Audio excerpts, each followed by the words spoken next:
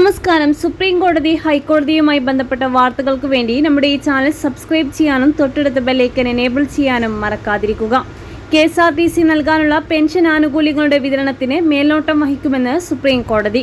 നഷ്ടം സഹിച്ചും എന്തിന് പ്രവർത്തിക്കുന്നുവെന്ന ചോദ്യം സുപ്രീം കോടതി ഉയർത്തി. പെൻഷൻ വിതരണത്തിൽ സീനിയോറിറ്റി ഉൾപ്പെടെ മാനദണ്ഡങ്ങൾ പാലിക്കുന്നുണ്ടോയെന്നും പരിശോധിക്കും.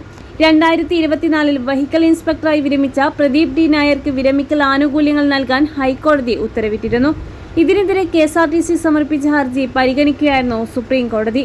41,355 പരം പെൻഷൻകാരുണ്ടെന്ന് KSRTC അറിയിച്ചു.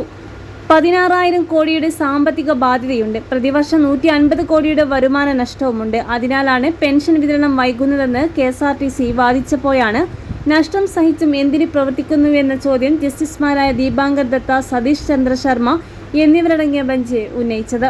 സ്വകാര്യ സർവീസുകൾ ലാഭകരമായല്ലേ പ്രവർത്തിക്കുന്നത് എന്നും ആരാഞ്ഞു.